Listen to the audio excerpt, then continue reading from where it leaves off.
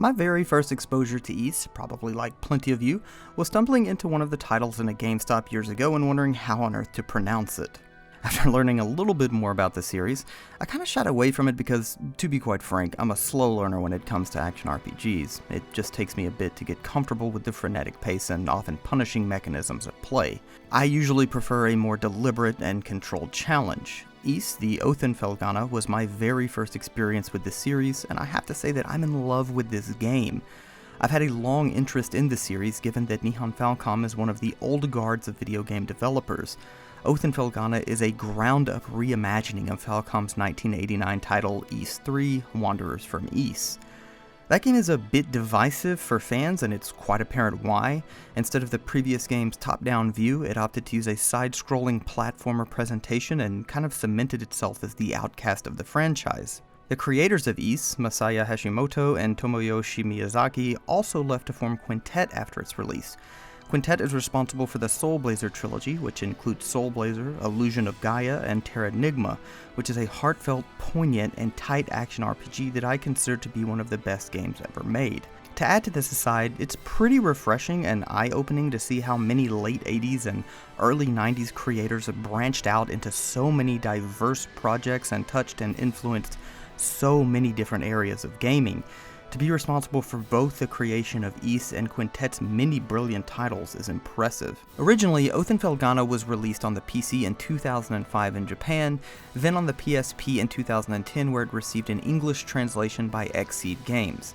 They later added this localization to the Windows version in 2012, which is the same as the 2005 Japanese release but with leaderboards, achievements, and the eventual addition of the English voice acting in February of this year. They also added the ability to switch to PC-88 or the X68000 version of the soundtrack in the update, which is pretty cool. It's also worth noting that Xseed licensed a PC fan translation for the PSP game and would eventually use that for the 2012 PC version. Now, before you roll your eyes and comment on the potential disastrous outcomes of such a decision, the translator, whose name is Jeff Nussbaum and goes by Deuce and was also one of 3 translators that worked on Xseed's release of Trails in the Sky, was not only paid for the rights to his work, but much of the time that Xseed usually dedicated to translating and editing went strictly to editing and polishing up any unnatural or clunky bits of dialogue. Besides, many have commented on how faithful the fan translation was to the original, with of course some appropriate cultural shifts here and there. I quite enjoyed it. I thought it was really well done, especially when coupled with the English voice acting, which was rarely as upsetting or as wince-inducing as I'd imagined it might be. The translation really nails down different personalities, different deliveries, and all kinds of little idiosyncratic nods that help endear the various folk of Redmont to the player. In this version though, Adol doesn't talk. His actions are all briefly explained by a narrator. Though this felt a little strange initially and disjointed during some important story beats, the voice of J.B. Blanc was fantastic and probably rescued this decision, for me at least.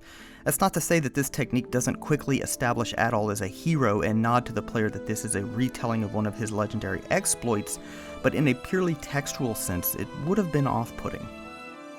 The game starts with Adol, Kristen, and Dogi returning to Dogi's hometown of Felghana after an 8-year absence. After landing, Dogi comments on an ancient monument being destroyed and that it appears to be a bad omen.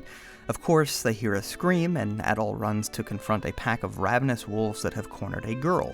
After saving her, she instantly recognizes Dogi and is revealed to be Elena, Dogi's childhood friend. They return to Redmont, and shortly after, Adol learns that Edgar, the town mayor, is trapped in a quarry and volunteers to run headlong in to find him, and of course save the day and naturally encounter some evil and ancient entities lurking in the depths. While the tale isn't one that will distance its story in any meaningful way, it is kept interesting by the mostly excellent voice acting, the contained and focused narrative, and gradual unraveling of the many mysteries and character motivations it contains. The varied and unique characterizations add some much-needed authenticity to the small town of Redmont, going a long way to convince the player of its interesting denizens, with different perspectives, backgrounds, and different motivational markers. The writing and voice acting breathe a ton of life into a small trading town in the center of Felghana. It never really wore on me. As the game progresses, the citizens offer more and more dialogue containing more and more of the troubled history of Redmont. of Count Maguire's heavy-handed rule, and of the legends and folklore of the land. It's a fun and surprisingly well-told story, complemented in many ways by an awesome soundtrack. As I mentioned earlier, the game lets you elect between multiple versions. The original TurboGrafx CD soundtrack is truly unbelievable too, and I'd suggest giving it a listen. But the overhauled soundtrack for Oath in Felghana is just as excellent and arranged by Yukihiro Jindo, honoring the original's greatness but with some fresh takes on Miko Ishikawa's brilliance. Of course, the main draw in East titles is the combat, and this game, though I admittedly have a frustratingly limited frame of reference, is nothing short of what I personally consider to be dang near perfection in an action RPG. Oath in Felghana uses the engine from Ark of Napishtim and upgrades it in multiple important ways. Ark did away with the bump combat, the method of running into monsters to damage them used in previous East titles, instead allowing players to attack in any direction with more precision and control by repeatedly pressing an attack button, turning it into a wild and intense hack and slash of sorts and modernizing it, both in presentation and action. Oath beautifully streamlines combat by allowing pickups after defeating enemies that instantly restore health and bestow momentary boost. Most of these are able to be maintained at almost all times, such as increased experience, increased strength, stronger defense. It's a really fun mechanic that encourages the player to just keep pushing forward. Adol can jump and attack up or perform a downward thrust that is wildly useful in plenty of situations and is almost required to use against certain pesky enemies. As he attacks, a boost meter will also fill. Activating it allows Adol to attack faster, harder, and take less damage. It's also easy to upgrade armor and weapons at a blacksmith in Redmont with just golden ravel ore you stumble into during your adventures, virtually eliminating any clumsy menu hopping to change in and out of equipment. Adol also gets access to 3 different types of magic, all of which can be upgraded: a long-range fireball attack, a spinning wind attack, and an earth elemental charge that serves as a parry of sorts. These all have implications in puzzle solving too, so there's more to their uses than just spamming them against enemies, which is also fun, and the wind attack makes the flying enemies, which can be maddening, a bit of a joke. Once mastered, all of these elements coalesce into a frenzied, continuous, bloody destruction of every enemy in an area. The controls feel very tight and responsive, combos feel rewarding. The platforming, while never terribly difficult outside of an ice dungeon, and that's more obnoxious than anything, and is eventually alleviated by an item, also just feels smooth and definitely a part of the experience, not something totally outside of the core element of the game or unnecessarily tied in. It just flows, and as you unlock more abilities, double jump for instance, it feels even better. I found in some games with platforming as a secondary element that additional skills only complicate the ease of exploration. It doesn't feel that way here. The save points are nicely placed, with the exception of a few long stretches, and offer areas to just grind if that's what you want to do or need to do to fell a boss.